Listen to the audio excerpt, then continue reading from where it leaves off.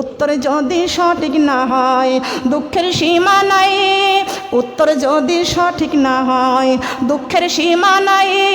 সর্প এসে দংশন করবে হাদিসেতে পাই, সেই জায়গা সাহায্য করার আপন কেহ নাই। শোনো হে এই দুনিয়া ধোঁকাবাজি মিশে মায়ের ঘর, আপন যাদের করছো তারা সবাই হবে পর, সব ছাড়িয়া যাইতে হবে অন্ধকার কবর। শোনো সব ছাড়িয়া যাইতে হবে অন্ধকার কবর। শোনো হে এই দুনিয়া ধোঁকাবাজি মিশে মায়ের ঘর, আপন আপন করছো যাদের তারা সবাই পর, সব ছাড়িয়া যাইতে হবে অন্ধকার কবর। শোনো হে অনেক কিছু করিয়াছি ফিকির করিয়া, মা বাবা স্বামী সন্তান সবাইকে ছাড়িয়া একা একা থাকতে হবে অন্ধকার কবর। শোনো হে ঠিক কিনা বলেন? একা একা থাকবো, স্বামীকে নিয়ে যাব, বাপকে নেব, মাকে নেব, ছেলে যাবে, মেয়ে যাবে, আপন দুনিয়ার কেউ যাবে, বলেন যাবে কি? ও মা বোনেরা খেয়াল করেন, এখান নামাজ পড়ে আপনি 10 থেকে 11 বার দরুদ ইব্রাহিম পাঠ করবেন, 1 খতম কোরআন তেলাওয়াত করবেন, ওই কবরের কথা স্মরণ করবেন। আল্লাহ পাক রব্বুল আলামিন ডাইরেক্ট কোরআন শরীফের মধ্যে ঘোষণা করে দিয়েছেন, মাউতু কাসিন কুল্লু নাফসিন শারবুন কবর বাইতি কুল্লু নাফসিন দাখিলো। আজ না হয় কাল তুমি যাইবা কবরে, যাওয়ার সময় দেখবে চেয়ে গো তোমার সবই রইল পরে, যাওয়ার সময় দেখবে চেয়ে গো। আজ না হয় কাল তুমি যাইবা কবরে, যাওয়ার সময় দেখবে চেয়ে গো তোমার সবই রইল পরে, যাওয়ার সময়। দাদা গেল নানা গেল কেউ এলো না ফিরে, সবারই যাইতে হবে গো মাগো অন্ধকার কবরে, সবারই যা মাগো অন্ধকার কবরে সবার। আজ না হয় কাল তুমি যাইবা কবরে, যাওয়ার সময় দেখবে চেয়ে গো তোমার সবই রইল পরে, যাওয়ার সময় দেখবে চেয়ে গো। নামাজি পড়ো কোরআন পড়ো বলি তোমাদের, ফুলের বিছানা পাবে গো মাগো অন্ধকার কবরে, ফুলের মাগো অন্ধকার কবরে ফুলের বিছানা পাবে গো। ঠিক কিনা বলেন? কবরে ফুলের বিছানা আছে কিনা? কোরআন নিয়ে যদি কবরে যাইতে পারি, এই কবরটা হবে আমাদের ফুলের বিছানা। ও মা বোনেরা, টাকা পয়সা বাড়ি গাড়ি যাহা করেছি সব কিছু ফালাইয়া আজি কবরে যাইতেছি। কথা বলেন ঠিক না বেঠিক? ঠিক কিনা বলেন? সব কিছু ছেড়ে আমাদের কবরে চলে যেতে হবে। আমরা কিছুই দুনিয়ার থেকে নিয়ে কবরে যাইব না। আল্লাহর কোরআন নিয়ে কবরে যাইতে হবে। আপনি এশার নামাজ পড়েছেন, বিছনায় শুয়েছেন, আল্লাহর কাছে আপনি কাঁদতেছেন, আল্লাহ এখন যদি বিপদে পড়ে যাই, একটা চিল্লানি দিলে পাড়া প্রতিবেশী আপন আত্মীয় স্বজন আমার পাশে ছুটে আসবে। কথা বলেন ঠিক কিনা? কথা বলেন ঠিক কিনা? বিপদে পড়েছি গো মা, একটা চিল্লানি দিলে, ডাক দিলে আশেপাশের মানুষগুলো ছুটে আসবে।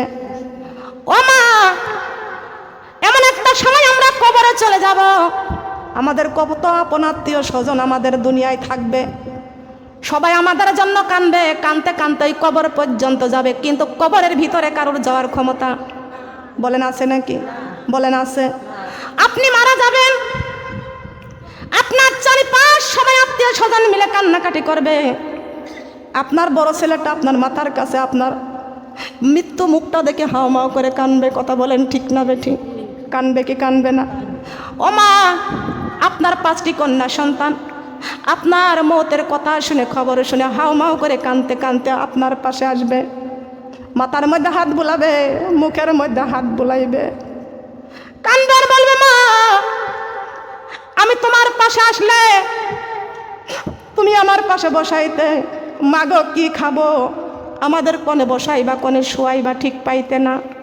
ও মা, তোমার মাথার পাশে বসে কাঁদতেছি, মা একটা বার ডাক দাও। কিন্তু জনম দুঃখিনী মা দুনিয়া ছেড়ে বিদায় নিয়ে চলে যাবে। সন্তান মাতার কাছে বসে বসে চোখের পানি ছেড়ে ছেড়ে কানবে। আপনি আপনার সন্তান কানবে, আপনি কানে শুনতে পারবেন, বুক ফেটে যাবে, কথা বলতে পারবেন না। বলেন পারবেন কি? বলেন পারবেন?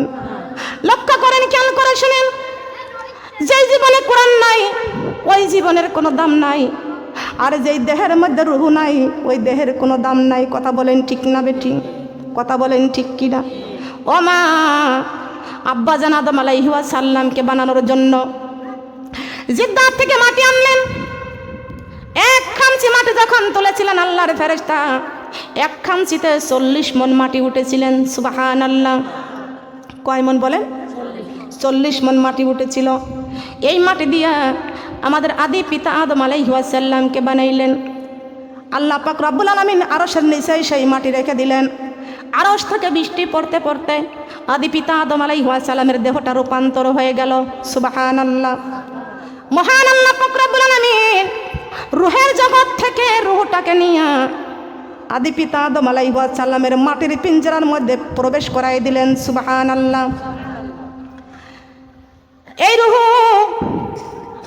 আদি পিতা আদম আলাইহিস সালামের মাটির পিঞ্জরা থেকে বের হয়ে গেলেন। মহান আল্লাহ পাক রব্বুল আলামিন ডাক দিয়ে বলতেছেন, রূহ রে, আমি যাচাই করে বাছাই করে পছন্দ করে আদমের মাটির পিঞ্জরায় তোকে দিলাম।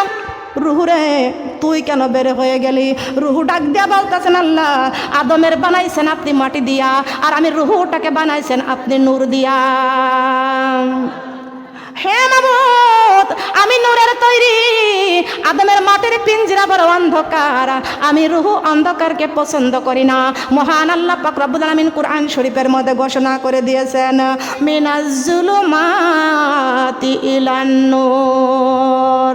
বলেন আল্লাহু আকবার। কার কথা? আল্লাহর কথা। এবং কোরআন আমাদের মানার দরকার আছে কিনা? আছে না?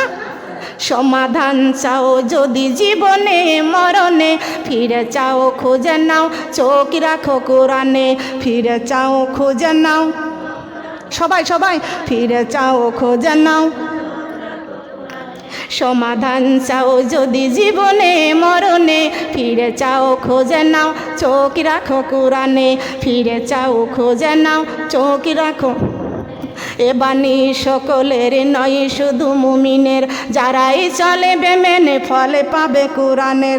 এ বাণী সকলের নয় শুধু মুমিনের, যারাই চলে মেনে ফল পাবে কোরআনের। ঘরে বলো কি বারাষ্টে বলো, ঘরে বলো কি বারাষ্টে বলো, অশান্তি দূর করে শান্তি আনে। সমাধান সমাধান চাও যদি জীবনে মরণে, ফিরে চাও খুঁজে নাও, চোখ রাখো কোরআনে, ফিরে চাও খুঁজে নাও। তবে পাবে সুখ শান্তির ঠিকানা, তবে পাবে সুখ শান্তির ঠিকানা, যখন যাইবা তুমি কবর মাঝে। সমাধান সমাধান চাও যদি জীবনে মরণে, ফিরে চাও খুঁজে নাও, চোখ রাখো কোরআনে, ফিরে চাও খুঁজে নাও। সুবহানাল্লাহ বলেন। চোখ রাখতে হবে কোথায়? কোথায় বলেন? কোরআনে চোখ রাখতে হবে। রাজি আছি তো? রাজি আছি। হাত উঠতে কষ্ট হচ্ছে নাকি? প্রধানমন্ত্রী আমার খালাম্মা যদি এসে যদি আপনাদেরকে নিজের হাতে হাতে যদি আপনাদেরকে কিছু বিতরণ করত, তবে হাত উঁচা করতেন ঠিকই। আর প্রধানমন্ত্রী শেখ হাসিনা আমার খালাম্মা যদি বলতো, যার হাতখানা লম্বা হবে সে পুরস্কার পাবে, আল্লাহর কাছে বলতো, আল্লাহ সবার হাতে থেকে আমার হাতটা উঁচা করতেন। কথা বলেন ঠিক কিনা? আমরা দুনিয়ার পুরস্কারের আশা করি, কবরের পুরস্কারের আশা করতে চাই না। কথা বলেন ঠিক কিনা? ওই দেখেন আমার আপা দাঁড়াইয়া গেছে, আরো উপরে উঠতে চায়। আল্লাহ কবুল করুক। সবাই বলেন আমিন। দরকার হয় আমাদের মন, আমাদের কি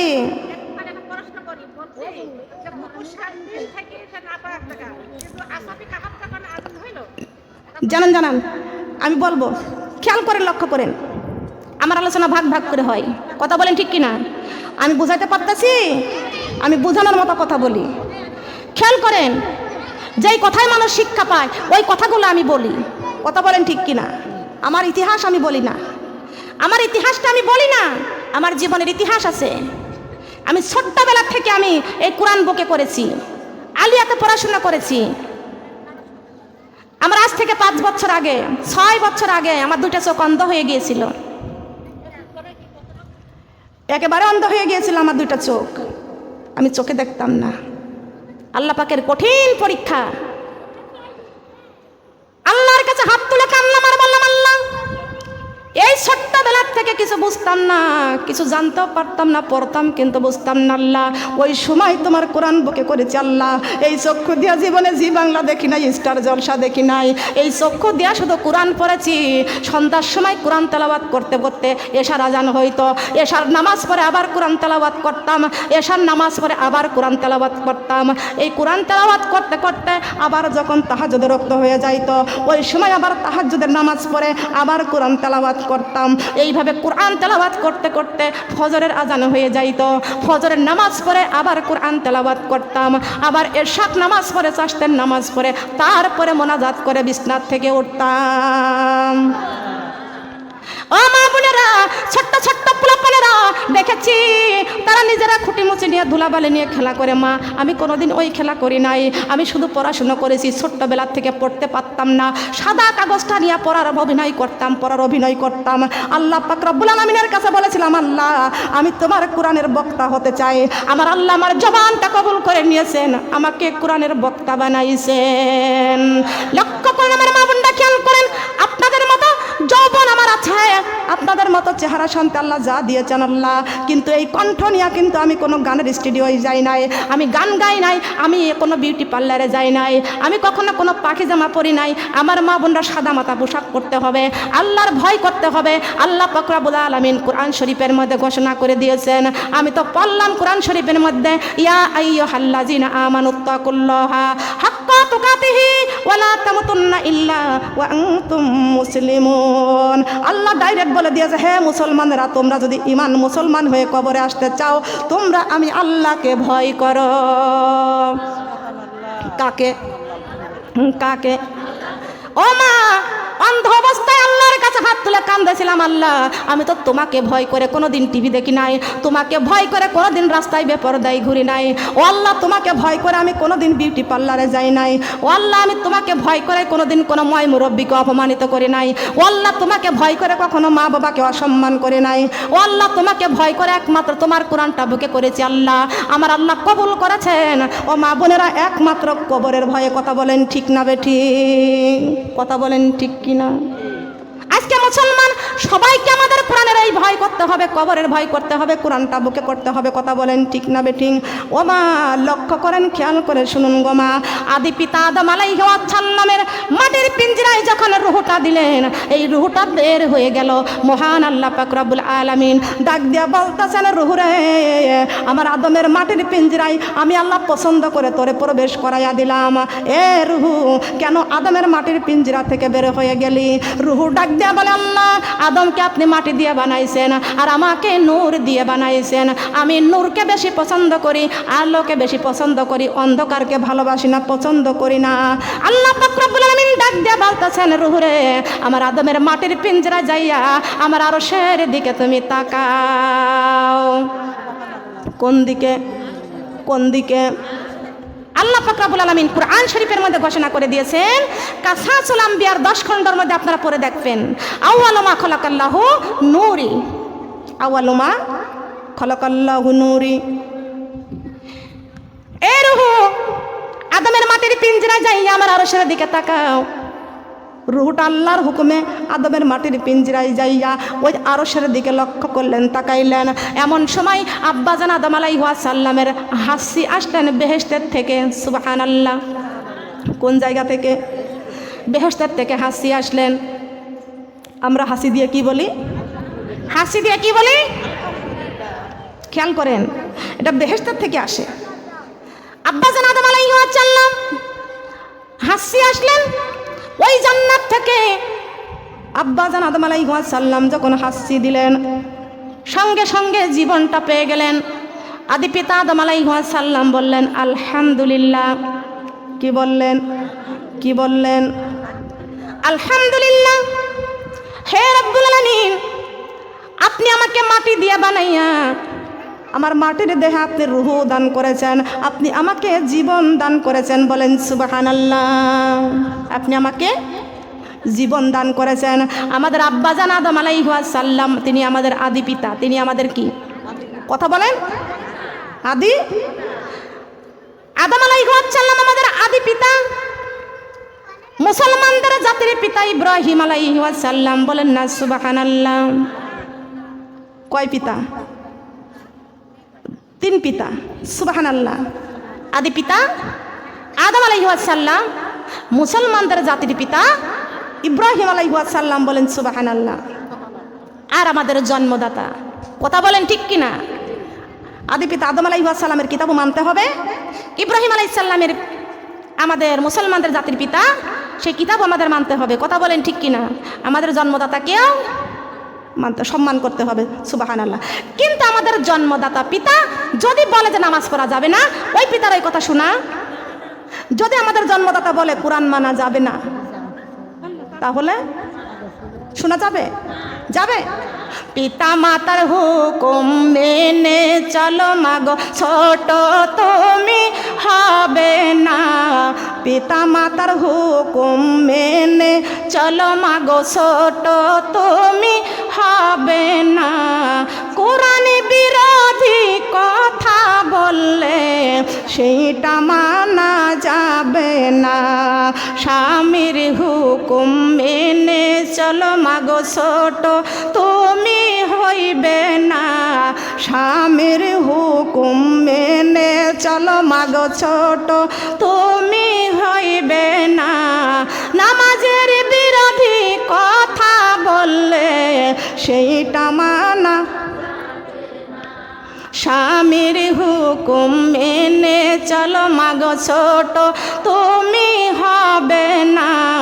স্বামীর হুকুম মেনে চলো মাগো, ছোট তুমি হইবে না। পর্দার বিরোধী কথা বললে সেইটা মানা যাবে না। ঠিক কিনা বলেন? কথা বলেন ঠিক কিনা? ছোট ছোট পানির ফুটায় শক্ত পাথর হয় যে ক্ষয়। ছোট ছোট পানির ফুটায় শক্ত পাথর হয় যে ক্ষয়। ধৈর্যের সাথে কোরআন পড়লে আল্লাহর জান্নাত পাওয়া যায়। সুবহানাল্লাহ বলেন। বুঝতে পারছেন? খুশি হয়েছেন? খুশি হয়েছেন নাকি বেজার হয়েছেন? ছোট ছোট পানির ফুটায় শক্ত পাথর হয় যে ক্ষয়। ছোট ছোট পানির ফুটায় শক্ত পাথর হয় যে ক্ষয়। ধৈর্যের সাথে পর্দা করলে আল্লাহর জান্নাত পাওয়া যায়। লা ইলাহা কালিমা লা ইলাহা।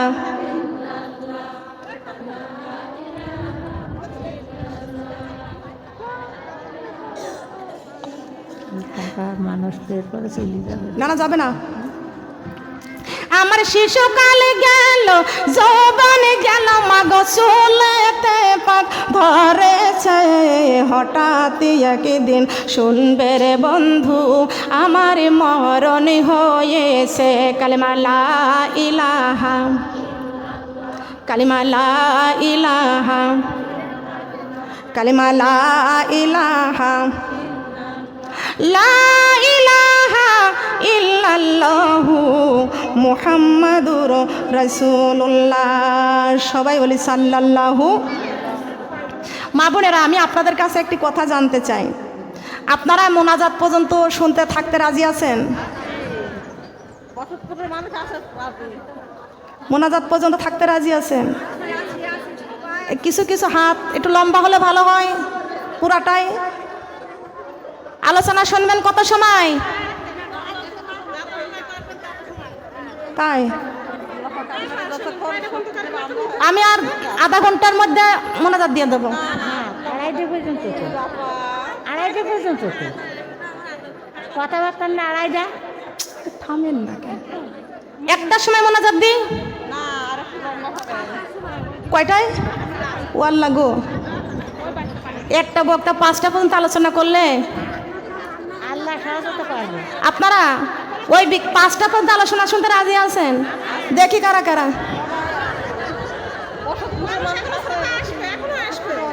আপনারা 5টা পর্যন্ত ওয়াজ শুনতে চান, কিন্তু আমি তো 5টা পর্যন্ত ওয়াজ করতে পারবো না। তবে আপনাদের মন কি, মন থাকলে আল্লাহ কবুল করে নাই, বলেন সুবহানাল্লাহ। এই যে সামনে রমজান মাস, সামনে কি কথা বলবেন না, কথা বলা নিষেধ। সামনে কি আমরা নিয়ত করেছি আল্লাহ রমজান মাসে রোজা রাখবো, নিয়ত করেছি কিনা? যদি রমজান মাস সামনে যদি আপনি মারা যান, তবে ওই মাসের রোজা রাখার আল্লাহ আপনাকে কবুল করে নেবেন, বলেন সুবহানাল্লাহ। আমাদের নিয়ত সঠিক রাখতে হবে, কথা বলেন ঠিক কিনা? আল্লাহ পাক রব্বুল আলামিন বলেছেন, ওই যে মাহফিলের আয়োজন করেছে, ব্যবস্থা করেছে, ওই দিন থেকে আপনারা বলতেছেন সে 28 তারিখ, মার্চ মাসের 28 তারিখ, সেই বৃহস্পতিবার কবে আসবে? আপনারা নিয়ত মনে মনে বলেন নাই? কবে আসবে আমার সেই ছোট্ট সকিনা আপা, কখন আসবে? আমরা তার সামনে যাব, এই যে বলছেন। তো এই যে কোরআনের কথা শোনার জন্য আপনারা আসার জন্য নিয়ত করে রাখছিলেন, আমার আল্লাহ ওই দিন থেকে আমল নামায় আপনাদের জন্য নেকি উঠাইতেছেন, বলেন সুবহানাল্লাহ। কি নেকি দিবেন না আল্লাহ? নেকি দিবে না? নিয়ত করলেই আল্লাহ পাক রব্বুল আলামিন নেকি দান করবে, বলেন সুবহানাল্লাহ। আল্লাহ পাক রব্বুল আলামিন বলেছেন, আমার বান্দা নিয়ত করার পরে সেই কাজটা যদি করে ফেলে, আমি আল্লাহ 100% 10 গুণ নেকি আমি আল্লাহ বৃদ্ধি করে দিই, বলেন সুবহানাল্লাহ। মহান আল্লাহ পাক রব্বুল আলামিন ওই যে আদমের মাটির পিঞ্জরায় রূহটাকে দান করে দিলেন, বলেন সুবহানাল্লাহ।